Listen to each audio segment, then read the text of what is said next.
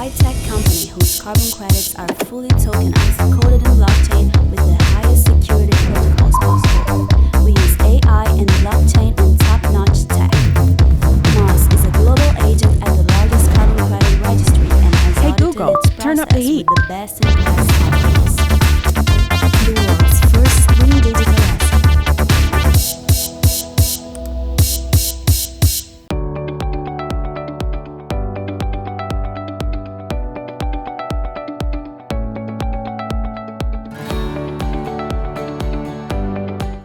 Olá, estamos aqui em mais um bate-papo e palestra do PEF Amazônia. O PEF é um projeto que tende a falar sobre inovação e diversidade, e o PEF Amazônia, especialmente, vem tratando um tema muito importante para o mundo hoje, que é a regeneração do planeta.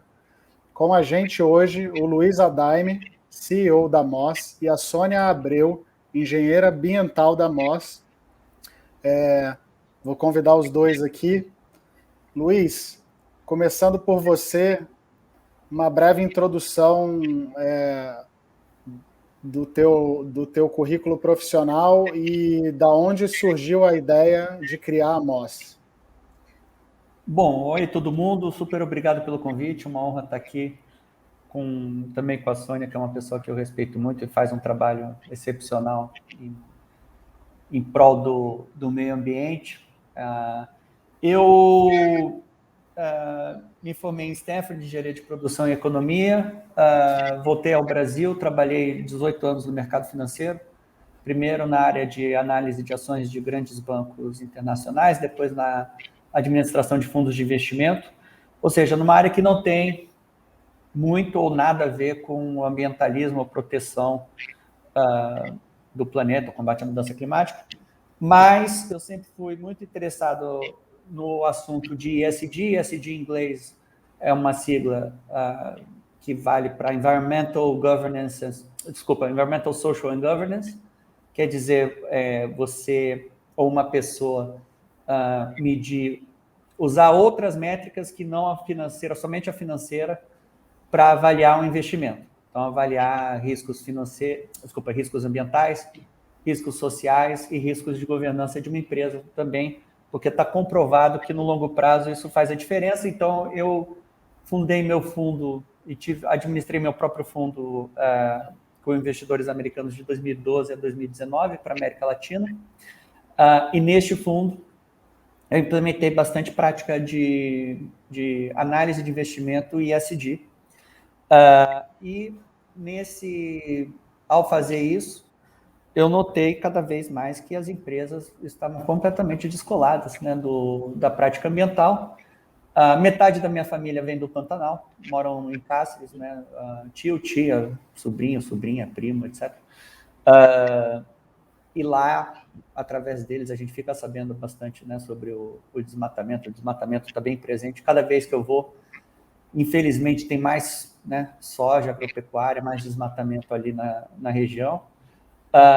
E chegou em 2019, nasceu minha filha. Quando nasce a filha, os nossos filhos, né, todo mundo diz para a gente que vai mudar a perspectiva, a gente não acredita muito, mas muda significativamente.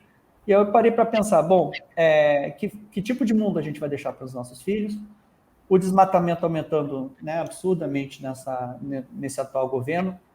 Se não nós, né, que cursamos faculdade, temos acesso, né, e tal, se não é a gente que vai combater desmatamento e mudança climática, quem que vai? Então, eu devolvi o dinheiro para os investidores, fechei o fundo e busquei uma forma de tentar criar uma empresa com o máximo de impacto no combate a mudanças climáticas possível. E aí criei a Moss.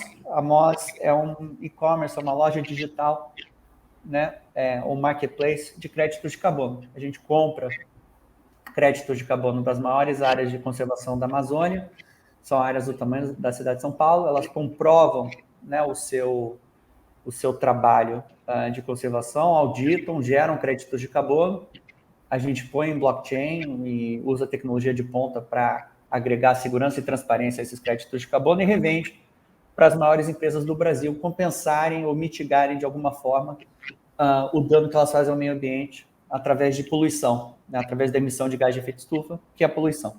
Né? Então, compramos da floresta, vendemos para empresas poluidoras, o dinheiro flui das empresas poluidoras para a floresta. Com isso, a gente já enviou mais de 100 milhões de reais para projetos na Amazônia. Para dar uma referência, é 5 vezes o tamanho do orçamento federal anual para a preservação da Amazônia. E aí a gente pode falar em maiores detalhes, mas enfim, é isso que a gente faz. Perfeito. Dá para ver que o impacto de uma ideia que surgiu de uma necessidade pessoal tua de entregar um mundo melhor para os teus filhos está de fato evoluindo para um negócio sustentável e que mostra para muita gente como isso na prática é possível ser feito. E aí eu queria perguntar para a Sônia o que é pegada de carbono e como se dá a mitigação disso no meio ambiente. Então, obrigada pelo convite, né? Primeiro, é um prazer estar aqui falando sobre o meu trabalho, falando sobre o que eu faço. E respondendo a sua pergunta, antes dela, é interessante que a gente perceba que nós, né, o simples fato de você estar aqui, eu estar sentada nessa cadeira agora, estar falando com você nesse momento, eu estou causando algum impacto, né, no meio ambiente. Se você pensar isso para bilhões de pessoas, você, né, satura, né? Aí você pensa, o que eu, Sônia, eu consumo, por exemplo, de carbono, né? As minhas viagens, né, de avião, o meu ar-condicionado, que agora está ligado aqui para que eu possa conversar com você aqui de uma maneira confortável, a energia que eu estou usando aqui. A gente não para muito para pensar qual é o impacto que a gente causa no meio ambiente. Então, assim, como é que eu, Sônia, vou conseguir compensar essa minha pegada de carbono, né? O que eu estou consumindo, o que as minhas atividades diárias estão deixando de carbono, de CO2 para o meio ambiente. E como eu, né, posso compensar isso. E, nesse sentido, é muito interessante o trabalho da MOS, acho que foi por isso que eu encontrei ele. Eu, como já falei, sou engenheiro florestal, então eu estou aqui na linha de frente, trabalho praticamente no meio do mato. Praticamente não, meu trabalho é no meio do mato, é a minha paixão, é o que eu gosto, é natureza, e isso me causou uma aflição, né? E de ver que as nossas florestas, que é a tecnologia mais incrível que a gente tem, né, para sequestrar e armazenar CO2 da atmosfera, a gente está acabando com elas, né? E é num ritmo extremamente acelerado.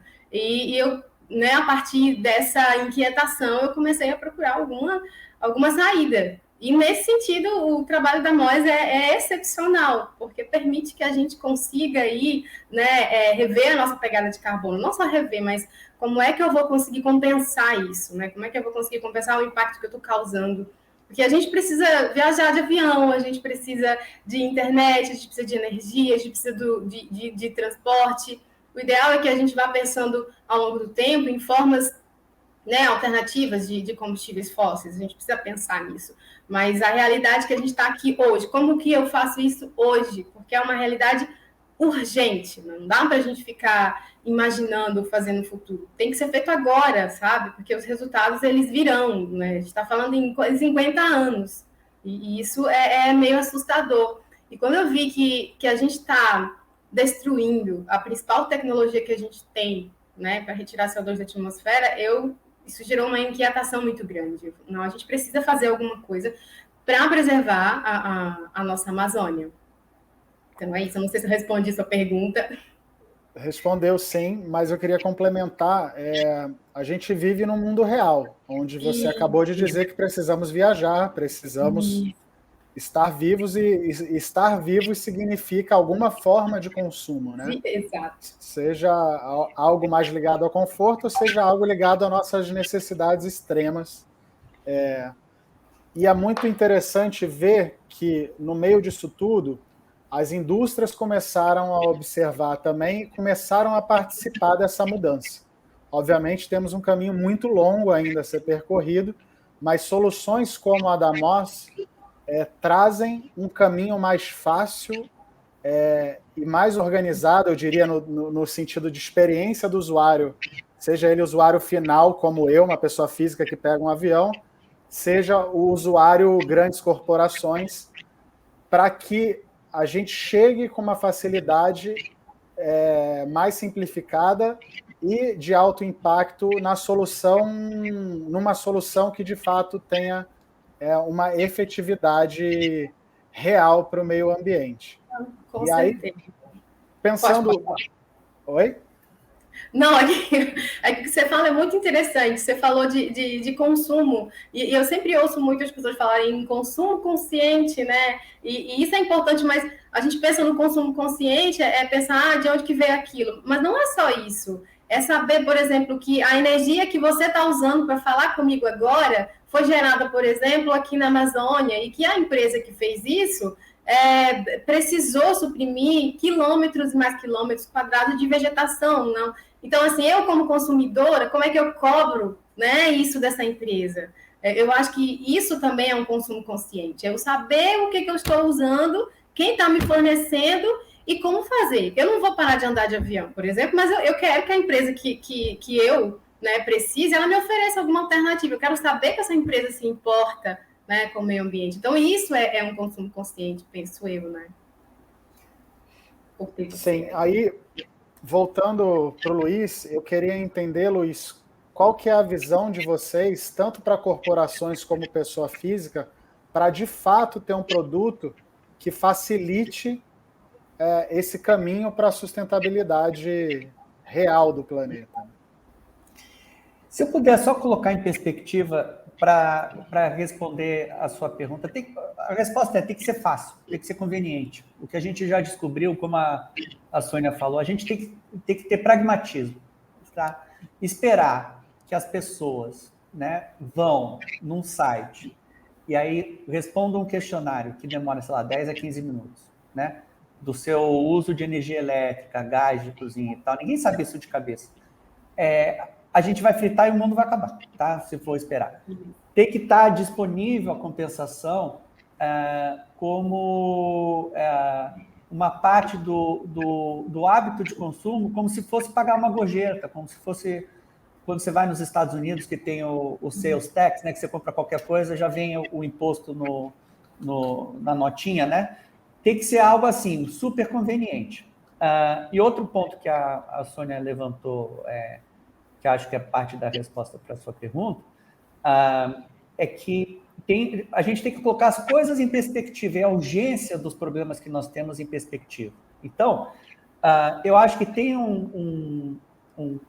uma preocupação excessiva que o consumo seja consciente, e aí a gente abre um flanco para os negacionistas, que eles digam ser sustentável é caro, e aí as empresas vão perder dinheiro, ou a gente cresce a economia e os lucros, ou a gente preserva o meio ambiente. E dá para fazer os dois, tá? Essa escolha, essa dicotomia, assim, um ou outro, não existe, tá? E a gente, quer dizer, no nosso dia a dia, a gente ficou com a impressão que ser sustentável é caro. Por quê? Porque o morango orgânico, sei lá, é 3 vezes o preço do morango normal, e o carro elétrico é o dobro do preço do carro normal, mas a compensação das nossas emissões de carbono, se todos nós fizermos a nossa parte, é ínfima, tá? Dá de 1 a 2% do que a gente ganha ou do que a gente gasta. Então, o voo do avião, que seria o item mais intensivo em carbono por serviço, o que a gente faz que mais emite carbono é transporte, especialmente avião, tá? Dito isso, a gente tem que andar de avião. Assim, a gente consegue, talvez, restringir um pouco, compensar, mas a gente não vai ficar igual a Greta andando de barco à vela da Suécia para os Estados Unidos o tempo todo, né? A gente vai ter que andar de avião, vai ter que transportar coisa de avião e tal. A compensação de uma passagem de avião, por exemplo, de São Paulo a Nova York, que é de $1.000, vai dar de $5 a $10 no custo atual. É nada, é 1% ou menos. E é daí para baixo, tá? Uma calça jeans custa 20 centavos de dólar, é R$1. E aí o grande lance é o luxo, né? É mais viável a gente compensar o luxo do que o consumo básico. Porque a calça jeans, o processo industrial, por exemplo, pegando a calça jeans como exemplo, né? O processo industrial de você criar uma calça jeans, de você fabricar uma calça jeans, ele é o mesmo para calça que é vendida, sei lá, na C&A ou para Gucci, né? Só que uma custa, sei lá, R$50, R$100, a outra custa 2.000, né? Então, a compensação como percentual de itens de luxo, pensemos aqui moda, pensemos viagem, né, de luxo, enfim, carros de luxo, hospedagem de luxo, tudo isso, já deveria estar tudo compensado, porque é barato, tá? A compensação é barata. E ela tem que estar no nosso dia a dia. Outro dia, após muito tempo, eu fui no Booking, né? Fazer uma reserva de hotel, e eles põem ao final. Né? Você quer compensar a sua reserva? É sim ou não? Aliás, não é nem sim ou não, clique aqui e pague 1%. Então, a minha reserva, acho que era $400, algo assim. Por $4 você compensava. E é assim que a gente está oferecendo na Moz, né? O Booking não é nosso cliente, mas para Gol, em alguns, aí é meio a meio. Ou já vem no produto, então a Moz, por exemplo, compensa o iFood. A entrega do iFood já vem compensada pela Moz. Né? Como é uma parte infinitésima daquela entrega, o iFood já colocou no preço, já está lá, sabe? A Henning é a mesma coisa, a Arezzo, a Amaro, a Reserva, ou vem no produto, ou empresas como a Gol oferecem como uma opção para o usuário. Você quer compensar a sua viagem? A Gol fez uma campanha, uma comunicação muito didática outro dia, falando, olha, compensar a tua ponte aérea Rio-São Paulo é o mesmo preço de uma coxinha, ou de um par de meia, e é mesmo. Então, parte do trabalho é conscientizar e deixar o mais viável, o mais fácil possível para as pessoas participarem, para ser uma coisa que a gente nem pense mais, sabe? Tá, clica aqui, ou já vem aplicado, sabe? Sim. Faz muito sentido colocar isso já como uma solução fácil no caminho de consumo de qualquer ser humano, né? E aí eu vi aí 2 cases que você falou, olha, tem empresas que já colocam isso no preço e nem te avisa e por si só o sistema já está funcionando sem que você nem perceba. E tem outras empresas que pontuam essa ferramenta, esse modo de dar o preço do seu produto como até uma coisa ativista ou publicitária, que eu também acho super importante. Porque, na minha visão, pelo menos, na hora que eu compro um produto e vejo lá que no preço dele tem impostos, tem um custo para compensar carbono daquele meu consumo, e tem uma série de outros itens que compõem o preço total, eu começo a ficar mais consciente também do que eu estou comprando. Porque, obviamente, eu acho que a solução passa pelos 2 lados, né? Uma consciência de consumo, e aí eu não estou dizendo que a gente vai consumir mais ou menos, estou dizendo que a gente vai consumir melhor. E do outro lado, de fato, uma ação que naquele consumo em si está ajudando já a preservar o planeta. Então, fica muito didático na hora que isso aparece no preço do que eu estou consumindo, né? E um ponto importante, desculpa interromper, mas é um ponto importante aqui. A Petrobras, por exemplo, ela emite 60 milhões de toneladas ao ano. Tá? Para dar uma ideia, o brasileiro médio emite 10 toneladas. Né? Então, a Petrobras está emitindo a mesma coisa de 6 milhões de brasileiros por ano. Né? Só no escopo 1, que é a poluição dela própria. Isso tem custo para ela hoje em dia? Não, porque o Brasil não é um mercado regulado, não é obrigado. Né? A Califórnia, a Europa, a China, hoje em dia é obrigatório. Né? Se a Petrobras estivesse na China, teria um custo muito mais... Ela pagaria por esse custo. Só porque ela não paga por isso no Brasil, não quer dizer que o custo some. Quem que está pagando esse custo? Todos nós. Através de um ar... Aliás, o planeta inteiro. Né?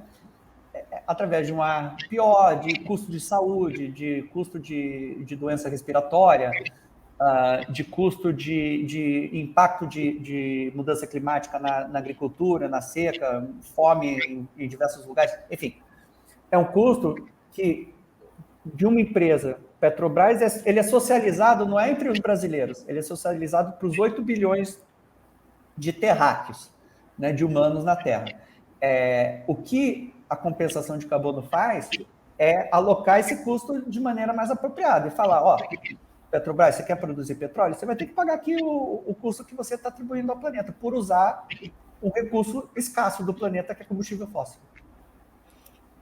Certo. Fica bem didático dessa forma. E eu queria que a Sônia também explicasse para a gente como é que isso na prática se dá. Eu vou lá, como uma empresa ou um usuário, compro um crédito de carbono. O que de fato está acontecendo a partir desse momento? Porque eu gosto de falar as coisas com exemplos, né? Digamos assim, eu estou aqui hoje na minha casa, né? Digamos que a minha pegada é X, né? Eu consigo calcular isso. Então, eu quero neutralizar isso, né? Hoje, por exemplo, eu posso ir lá no site da MOS e comprar, né, esses créditos de carbono ou simplesmente neutralizar a minha pegada. Então, assim, o que se faz nesse sentido como o Luiz falou, é ser bem pragmático, né? Porque as pessoas, elas têm uma noção básica, né, de que o clima do planeta está mudando, de que que os combustíveis fósseis, que a natureza está mudando, de que você tem eventos climáticos intensos em todas as partes do mundo, e as pessoas, elas têm uma noção básica que isso tem muito a ver com os nossos modelos de consumo. Todo mundo já está sabendo disso. Mas a gente não consegue mudar isso porque não tem uma coisa prática. Isso fica muito na academia. Então, por exemplo, eu estou aqui viajando e tem que ter alguma forma, por exemplo, eu chego ali na rodoviária com a empresa de ônibus, né, que eu estou viajando e, cara, nessa viagem aqui eu consumi tanto de carbono, então minha pegada de carbono para chegar aqui foi tanto, então eu preciso compensar isso de alguma forma, sabe?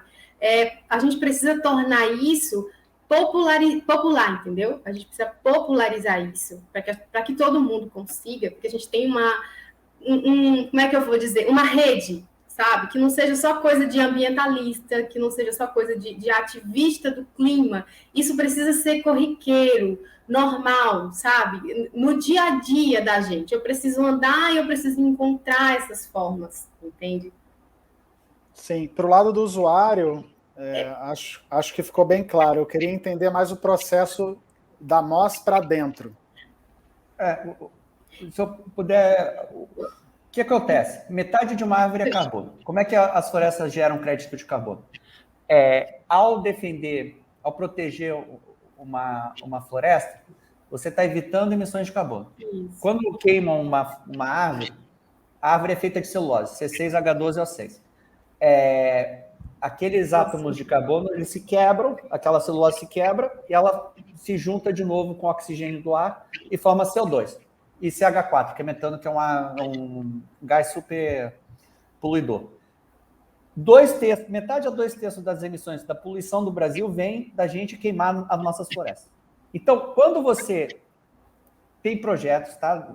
Pessoas, donos de projeto, que compram uma área enorme na Amazônia, tipo do tamanho da cidade de São Paulo, e eles protegem essa área, e aí, ao final do ano, eles auditam esse trabalho, seguindo protocolos internacionais, chamam auditores brasileiros, gringos, enfim, e pagam, sei lá, $50 mil. E aí eles produzem certificados digitais, que são selos que provam que aquele camarada, aquela proprietária, né, conservou aquela área e teve um efeito benéfico.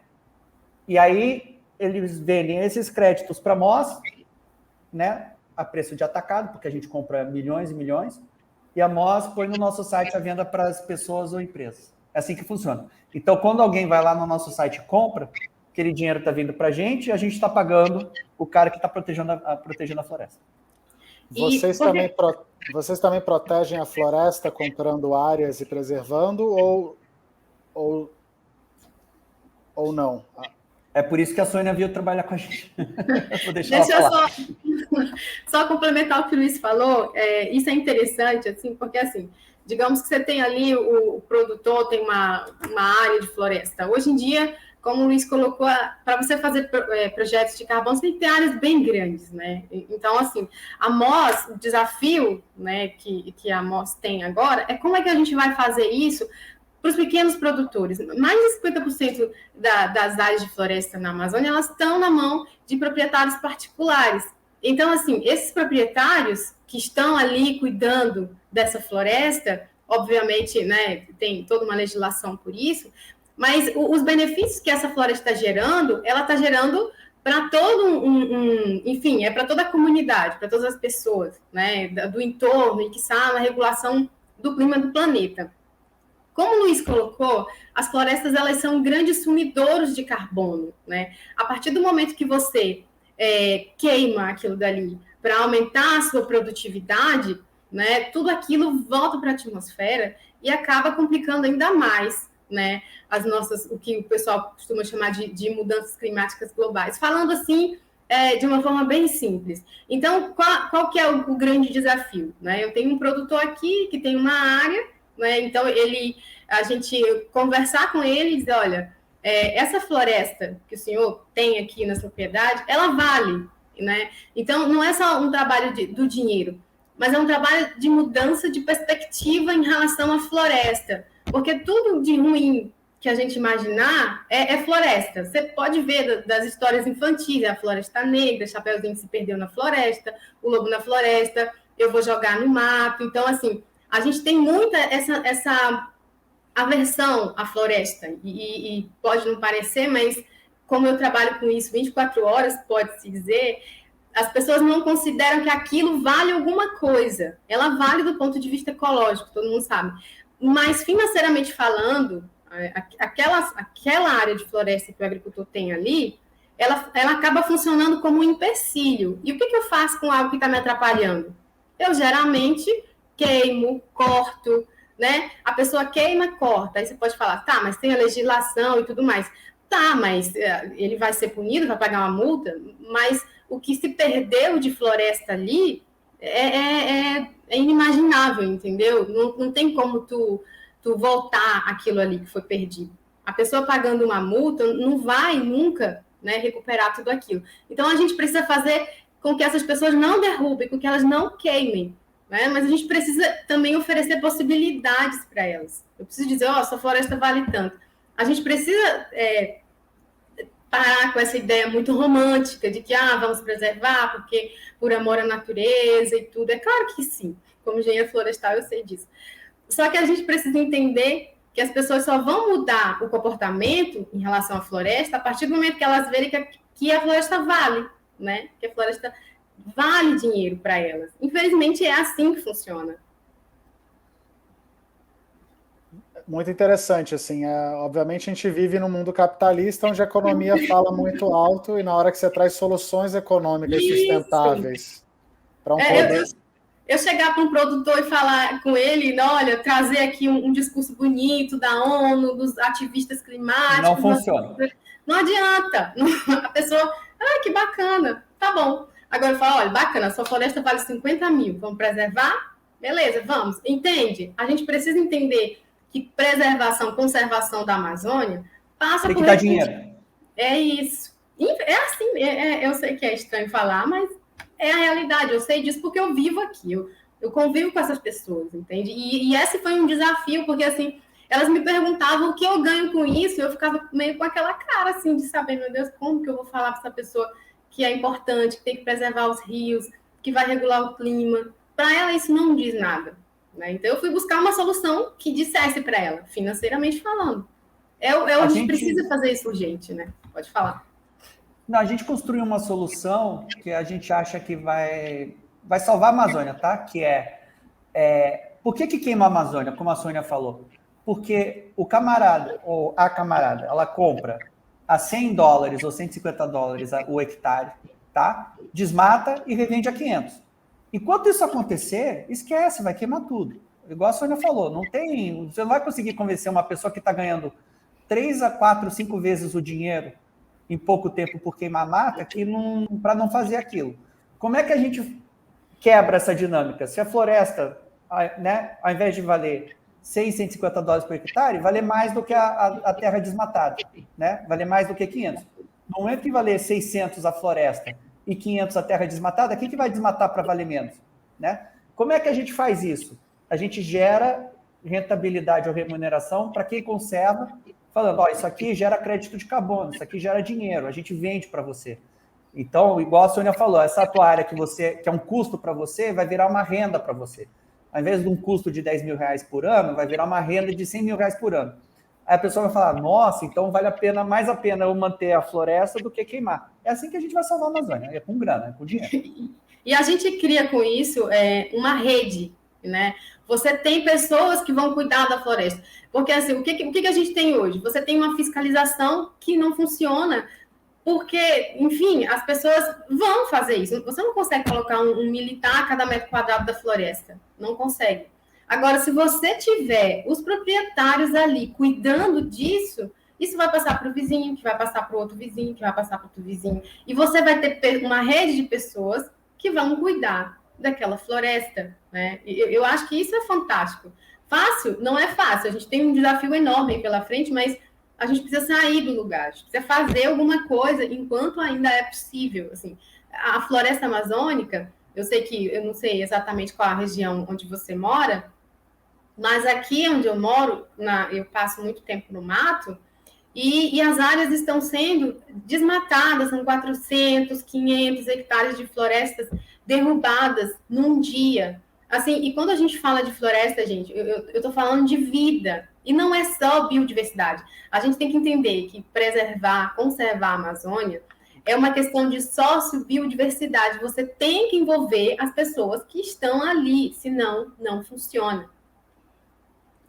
Esse ponto que vocês dois trouxeram é uma coisa que tem ficado clara aqui no PF Amazônia, que muita gente ignora, que existem pessoas morando na Amazônia. Exatamente. E soluções utópicas não funcionam. É necessário conversar, convencer, educar e pagar. E trazer uma solução sustentável para quem vive lá, que também precisa consumir como nós consumimos aqui. Isso, exatamente. Por exemplo, aqui eu preciso ir num município, às vezes eu levo aqui 2, 3 dias de barco, então a estrada é ruim, é complicado, hospital, saúde, educação. Então, essas pessoas que moram aqui são brasileiros e que também têm direito a isso, né? Historicamente, a gente tem tratado a Amazônia como se fosse um garimpo, onde você vem, tira energia, né, tira minérios e fica o ônus para essa população. Então, essa proposta é que a mudança parta dessas pessoas, né, que a gente ofereça possibilidades para que essas pessoas protejam e cuidem dessa floresta. É um sistema que saia do atual assistencialismo e dependência de doação e filantropia, para ser um sistema que gera riqueza sobre todos os aspectos, até a financeira. O Brasil tem o potencial. O Brasil, hoje em dia, certifica na casa de 5 milhões de toneladas de crédito de carbono no ano. Tá? No valor de mercado hoje, dá uns 250 milhões de reais. O Brasil tem o potencial de certificar 1,5 bilhão de toneladas ano, tá? Porque o Brasil tem 40% das florestas tropicais do mundo e 50% do carbono do mundo. Se certificarmos o nosso potencial todo, a gente está falando de 300 vezes mais geração de riqueza do que a gente tem hoje. O PIB do Brasil, se você quiser medir a riqueza de um país via PIB, eu sou contra, mas enfim, porque eu acho que não contempla tudo, né, todas as nossas riquezas, a economia brasileira cresceria de 7% a 8% ao ano. E a região amazônica seria assim 15% a 20%, seria um crescimento mais do que chinês, né? Sem danificar a floresta, né? Porque pensa assim, para um crescimento clássico econômico, você precisa construir porto, fazer estrada, como a Sônia falou, você tem que fazer linha de transmissão, né? Que traga lá daquelas hidrelétricas absurdas que eles fizeram, Belo Monte, Giral, cacete, os quatro. Tem que trazer aquela energia para cá, você tem que desmatar, sei lá o quê. Isso aqui é um certificado digital, né? Então, o mundo estaria pagando o Brasil para preservar a Amazônia. Isso não é um sonho distante, já existe esse sistema. A gente precisa incentivar e ensinar todos que dá para participar nisso, sabe? E eu acho importante o que tu colocas aí, Luiz, porque assim, eu retomo a energia, porque Belo Monte fica aqui no quintal de casa, literalmente fica aqui no quintal de casa, né? E assim, não estou dizendo que a gente não precisa de energia, precisa, mas assim, a energia daqui vai para o rio, né? Tem uma linha de transmissão, né? Assim, o rio. Então, vai para o rio essa energia que está aqui. Então, esse consumidor que está agora usando o seu celular aí para navegar nas redes sociais e postar que nós devemos salvar o planeta e tudo mais, a gente precisa entender que essa energia está saindo daqui, beleza, então esses povos estão fornecendo essa energia, o ONU está ficando aqui. Então é preciso que o Brasil entenda que essa conta precisa ser conjunta, né? A gente não pode deixar só o ônus para cá, para a Amazônia, né? Todo mundo se beneficia do clima, da regulação climática que é feita pela Amazônia. Não vou entrar aqui nos detalhes técnicos, todo mundo sabe disso, da importância para o regime de chuvas, umidade. Então, assim, por que o ônus de conservação fica só para os povos daqui? A gente precisa expandir isso, né? E aí é onde entra essa questão também do consumo consciente, é levar isso para as pessoas. É saber que você está utilizando uma energia que gerou um impacto gigantesco sobre uma floresta, mas você não vai deixar de usar essa energia. Então, você precisa, né, cobrar da empresa que fornece essa energia, saber quem é a empresa, o que essa empresa está fazendo, né? O que essa empresa, enfim, foi emitido tanto de carbono na atmosfera com a queima dessas árvores? O que foi feito disso? É cobrar. Não adianta, por exemplo, eu não... uma roupa... Eu estou vestindo essa camiseta aqui da Hering, vou fazer uma propaganda aqui.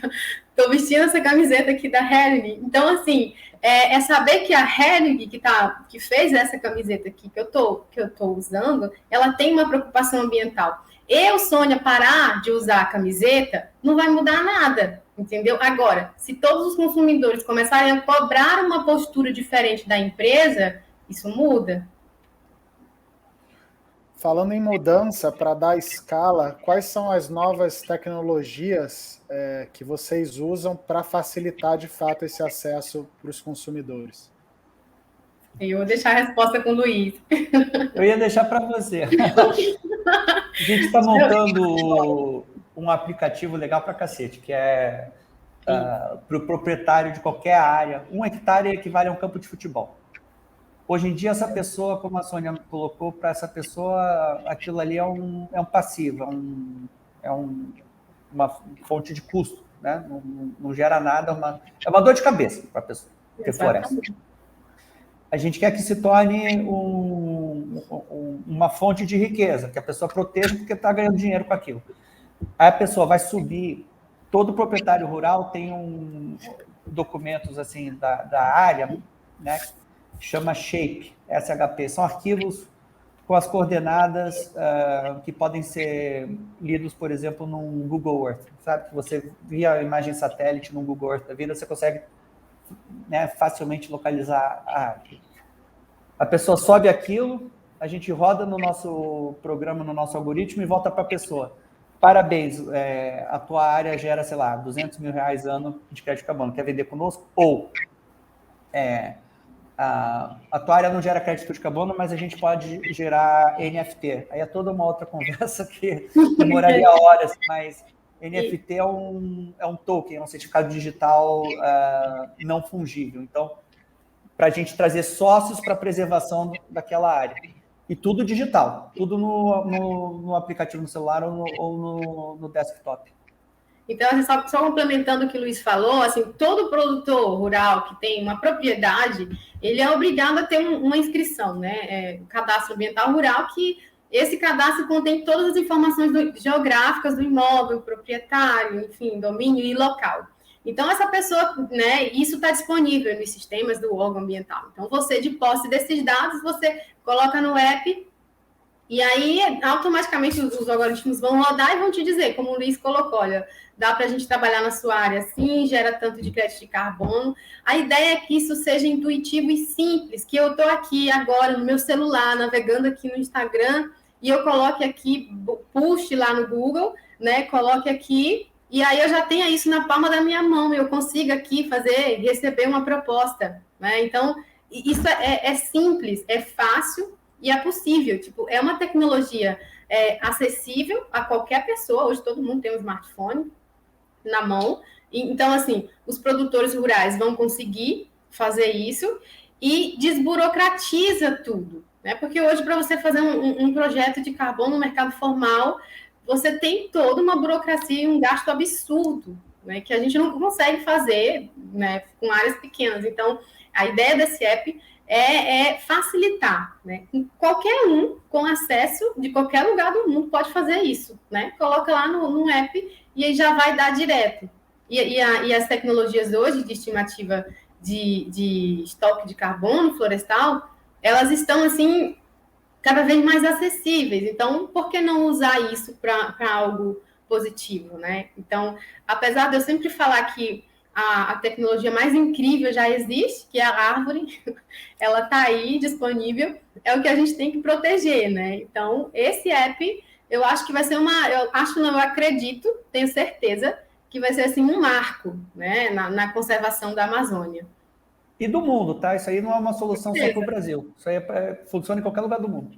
E não só para o bioma Amazônia, né? É isso que eu ia perguntar, né? A gente está falando da Amazônia porque é a minha realidade aqui. É a sua realidade, é o tema do festival, mas a gente está falando de vários biomas que, inclusive, já estão muito mais ameaçados do que a própria Amazônia, como é o caso da Mata Atlântica. E assim, a ideia também é a gente restaurar, sabe? Olha, eu não tenho nada de floresta aqui, mas eu quero plantar, né? Então, assim, a gente precisa pensar também em restauração, né? Você pode até perguntar, mas a gente precisa comer carne e soja. As áreas abertas hoje no Brasil já dão conta da nossa produção. A gente não precisa mais abrir áreas para fazer esse tipo de coisa. Isso aí já está provado, né? Inclusive, a própria ministra aí da Agricultura, né? Se você olhar as entrevistas, ela mesma já entendeu isso. Então, assim, a gente precisa restaurar o que é possível, né? E principalmente conservar o que está em pé, porque floresta demora para crescer, entendeu? E, digamos, não é só árvore, eu costumo dizer. A cura, por exemplo, para um câncer, né? Pode estar ali no meio daquela biodiversidade, ou então um vírus fatal, se você for e desmata, aquilo ali está certo, tá quieto no canto dele, você vai e desmata. Então, assim, é preciso que a gente tenha isso bem em mente. E eu estou, assim, bem animada com o desenvolvimento dessa tecnologia e vem coisa muito boa por aí. Vocês trouxeram dois assuntos aqui muito importantes. Vamos voltar aqui no app, porque o app me parece uma solução... Como é que alguém não fez isso antes, né? A gente não consegue dormir mais pensando no app, a gente só pensa no app o tempo todo.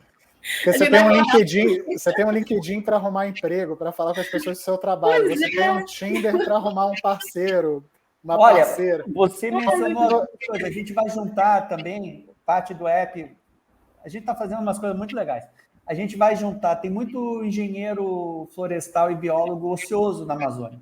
E os projetos também têm muito trabalho. A gente vai fazer tipo um Tinder ou um LinkedIn, uma mistura que faz o matching entre quem quer trabalhar e quem quer fazer o projeto para baixar o custo, baratear o custo, porque o custo é muito alto.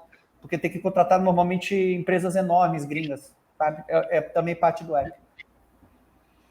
Acho que ele funciona para, de fato, criar uma solução massiva e até individualizada para a solução do problema, né? Então, muito, muito legal saber disso. Então, seguindo aqui, vamos para esses temas que são mais ligados à tecnologia em si. Você falou de NFT. Quer explicar um pouco melhor isso para a gente? Claro, o NFT parece super... Blockchain parece super complexo, mas blockchain nada mais é do que a gente codificar a informação de uma maneira de ponta, com tecnologia de ponta. A informação, o setor de crédito de carbono, o setor de transações digitais, teve muita fraude, muita picaretagem no passado, né? Então, como a tecnologia não era barata, não era acessível, você tinha, por exemplo, muita gente, 10, 15 anos atrás, que vendia crédito de carbono que não existia, que vendia crédito de carbono o mesmo 10 mil vezes, 15 mil vezes. O que o blockchain faz é prevenir que isso aconteça, né?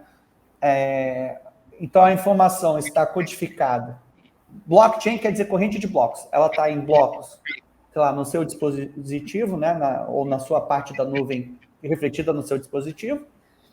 Esses blocos, eles estão conectados por fórmulas matemáticas que dependem da rede mundial de computadores ou dos famosos mineradores para solucionar e mandar para o meu dispositivo, para o dispositivo da Sônia. Entre um dispositivo e outro, a chance de hackear essa informação é zero, é basicamente zero. Tá? O que nós fizemos foi colocar os créditos de carbono e todo esse fluxo em blockchain e criar tokens fungíveis. O token fungível, um ativo fungível é tipo dólar, tipo euro, tipo real. Né? O dólar, uma nota de $100, ela é igual e aceita em qualquer lugar do mundo. Né? Assim como o Bitcoin é sempre igual. Né? O nosso token de carbono, o MCL2, no qual a gente colocou o crédito de carbono em blockchain por segurança e transparência, ele é igual em qualquer lugar do mundo. Esse é um token fungível. E aí você tem tokens não fungíveis, né? Em inglês, non-fungible tokens, que são os NFTs, que no primeiro momento foram usados para digitalizar e criar segurança para transação de artes e itens colecionáveis. Por quê? O que acontecia? Vamos dizer que você tivesse um Monet, um Picasso, né? Aí aquele Monet tinha um certificado de papel, né? Quem que dava a garantia que aquilo era real, né? E aí passaram a associar arte, associar itens colecionáveis aos NFTs. O que a gente descobriu? Que o NFT, o uso dele pode ser muito mais amplo, né? Ele pode certificar, por exemplo, qualquer tipo de ativo. E o que a gente descobriu é que ele pode certificar que uma terra na Amazônia está com tudo em riba, sabe? Que está com os papéis todos em ordem, tudo em dia. Para negociação dele ser mais fácil. E também, quando a gente digitaliza, vamos dizer, a posse de uma terra, os direitos sobre governança e econômicos sobre uma terra ou sobre um projeto ambiental, a gente consegue fragmentar. Então, por exemplo, se eu chegar para você, quanto você pagaria num hectare no campo de futebol da Floresta Amazônica para você chamar de seu? Não é uma doação. Se você comprar aquilo, é um ativo que você pode revender depois. Eu perguntei para alguns gringos, os caras me falam uns valores astronômicos. Aí a gente trazer sócios, pessoas que vendam parte de sua terra, a gente gera NFT, que é só um nome complicado para um certificado digital, para trazer sócios, tanto para a terra, ou para um projeto ambiental, ou para um projeto de PCA, de pagamento de serviço ambiental, enfim. Cara, é revolucionário, porque você tira toda a burocracia, você cria uma segurança, uma credibilidade nas transações que hoje em dia não existe. Assim, você vai comprar terra na Amazônia, aparecem, sei lá, 15 donos daquela terra, né? Cada dia aparece um dono novo. Você resumiu bem. Então, assim, a ideia é que a tecnologia, o NFT, resolva isso, né? E aí ele é não fungível. Então, ele soluciona bem a questão de terra, porque cada propriedade é diferente da outra, né? Então, cada NFT ele é único, né? Ele acaba refletindo as características únicas daquela terra ou daquele projeto. Acho que você tirou uma dúvida grande aqui minha, que era sobre a segurança de algo feito assim, do ponto de vista da rastreabilidade e também da validade econômica para quem compra. Então, basicamente, a gente tinha um certificado de papel, agora a gente tem um certificado digital. Esse certificado digital, por si só, pela plataforma que é a tecnologia por trás desse certificado, te traz a garantia de que você está comprando um bem único e que ele é seu e que ele existe. E que ele é legítimo, assim, que foi feito uma seleção por trás e que ele não vai ser vendido duas vezes. Acho que esse é o grande lance. Quando você compra, você sabe que aquilo não vai ser um esquema piramidal. Para um cara que está, sei lá, muito distante, né, de Altamira, onde mora a Sônia, é importante. A Sônia sabe quem é picareta lá na região dela e quem não é. A gente não sabe, né? Então, você uniformiza a informação. E isso gera muito negócio. A NBA é um assunto completamente diferente, mas vendeu NFTs, né, de vídeo, material audiovisual de jogadores, $500 milhões em 6 meses. Tá? Toma uma proporção E para a gente, e na área ambiental, isso ainda não chegou, quer dizer, não chegou até agora. A gente já tem NFT ambiental, projetos pilotos com isso. Que bacana. Eu queria encerrar aqui com uma fala de cada um de vocês sobre do porquê é importante a gente preservar a floresta em pé do ponto de vista econômico e tecnológico. Como é que isso é feito e por que é importante? Quer começar, Luiz? Eu começo. Eu vou falar rapidinho. Olha, a humanidade nunca teve um desafio tão grande quanto a mudança climática. Ponto. Tá? A gente está arriscando literalmente ser dizimado como espécie daqui a 50 anos. Tá? Há uma chance não desprezível da gente cometer suicídio coletivo. Tá? Se a gente continuar poluindo do jeito que a gente está poluindo, até 2030, porque tem um efeito deletério. Assim, o que a gente polui hoje, a gente vai sofrer. O que a gente está sofrendo hoje é a poluição dos anos 90. Então, o que a gente está fazendo hoje vai vir no planeta daqui a 40, 50 anos, o impacto. E a gente já está começando a ver, assim, se não fizermos nada, o que é o impacto econômico financeiro? É a gente morrer. Qual o valor disso?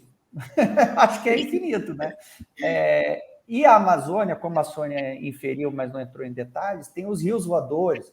Ela tem seca na África subsaariana, né, que o deserto do Saara está invadindo o sul da África por causa da queima da Amazônia, porque os rios da Amazônia, os rios voadores, né, as correntes de vapor de água, regulam o clima do sul do Brasil, que regula as correntes marítimas para a África, que regula o clima da África, é tudo interconectado.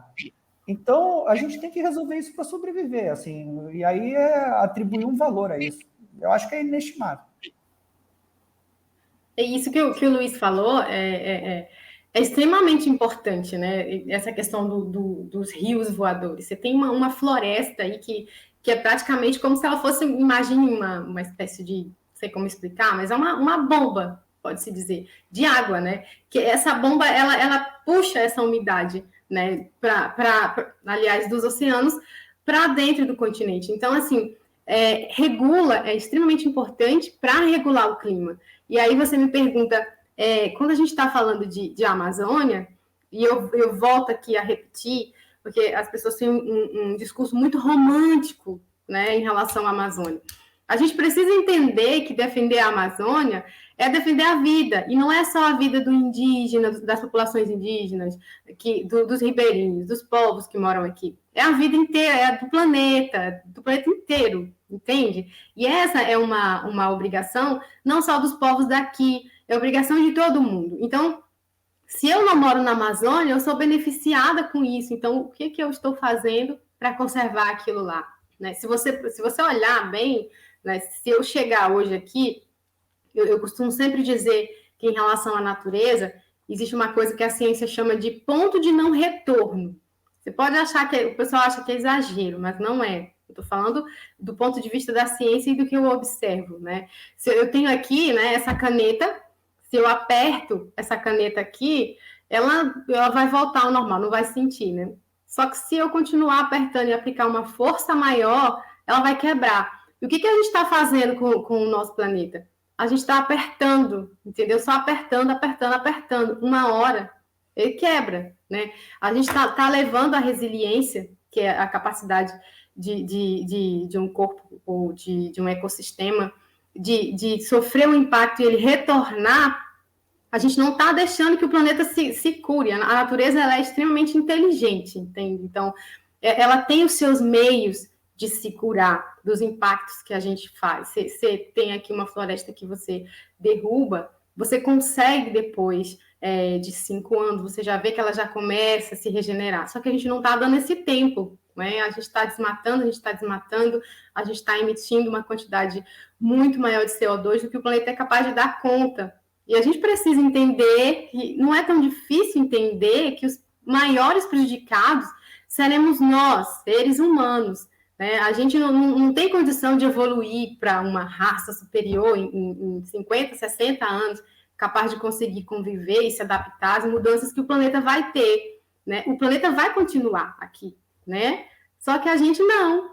E é isso que a gente tem que entender. Não é exagero, é realidade. Para você ter uma noção, se algum dia vocês quiserem visitar aqui Altamira, Você vai sentir, no verão, é uma sensação de quase morte. Eu estou no meio da floresta amazônica, né? Você podia imaginar, nossa, deveria ser mais frio aí. E era. Há uns 10, 20 anos atrás, a temperatura era muito diferente. Você conversa com pessoas antigas daqui, elas vão dizer. Então, elas sabem. E isso se aplica a outras partes do país.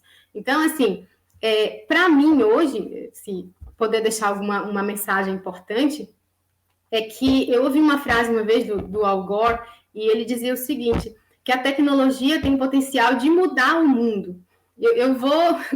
Coloquei essa frase assim na proteção de tela do meu celular aqui para estar sempre me lembrando.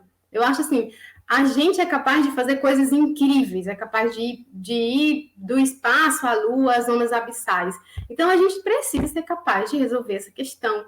E a tecnologia é a forma que eu vejo mais simples, né? E é o que a gente faz, unir duas pontas, né? Você tem Iamós com a tecnologia e você tem aqui a floresta amazônica. O que a gente está fazendo é tentar unir tecnologia para conseguir salvar a floresta amazônica. E quando eu falo de salvar a floresta, eu falo de gente, de pessoas, de árvores e de bichos, enfim, é toda uma sociobiodiversidade que a gente precisa fazer e salvar. Muito obrigado, Sônia. Muito obrigado, Luiz.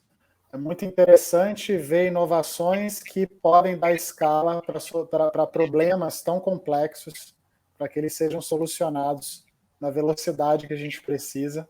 Então, convido a todos, a todas, a todos aqui a acessarem também o site de vocês e não só conhecerem o trabalho da MOS, mas de uma porção de inovadores que estão olhando para um mundo mais sustentável e trazendo soluções de larga escala que facilitam a nossa vida e o nosso consumo mais consciente no dia a dia.